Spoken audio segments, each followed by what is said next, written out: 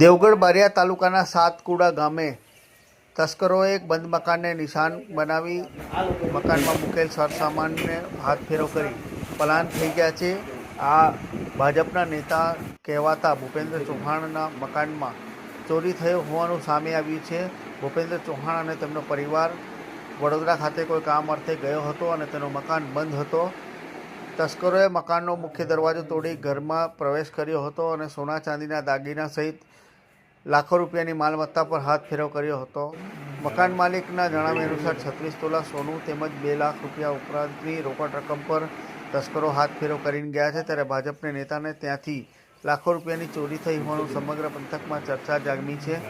ત્યારે આ મામલે ભાજપના નેતા અને ભૂપેન્દ્રસિંહ પટેલના પુત્ર ધનંજય ચૌહાણે સાગઠાળા પોલીસ મથકે ફરિયાદ નોંધાવી છે. પોલીસે તસ્કરોનું પગેરું મેળવવા તેમને ઝડપી પાડવા માટે ડોગ સ્ક્વોડ તેમજ એફએસએલની મદદ લીધી છે. ત્યારે હાલ આ દેવગઢ બારિયા તાલુકાના સાતકુડા ગામે ભાજપના નેતાના ત્યાં ચોરીનો બનાવ સામે આવતા પંથકમાં ખળભળાટ મચી જવા પામ્યો.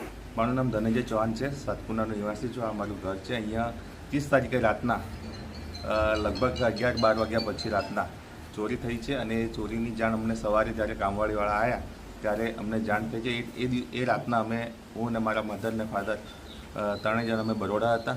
સવારે જ્યારે આવ્યા ત્યારે બધું જોયું ત્યારે અમે પોલીસને જાણ કરી આવ્યા પછી અને પોલીસે કાર્યવાહી ચાલુ કરી અને અમે જ્યારે અંદર બધું જોયું ત્યારે તપાસમાં એવું આવ્યું છે કે અમારું અંદાજે 36 તોલા જેવું સોનું ગાયબ થયું છે. થોડા ઘણા 2 લાખની આજુબાજુ કંઈક કેસ હતા એ ગાયબ થયું છે અને પોલીસને કોઈ જાણ કરી છે તો પોલીસની કાર્યવાહી હવે ચાલુ છે. તો અમારી માંગ એટલું છે કે હવે જે કાર્યવાહી ચાલુ થઈ છે એમાં જલ્દીથી જલ્દી તપાસ કરીને જે આગળ કાર્યવાહી છે એ પૂર્ણ થાય.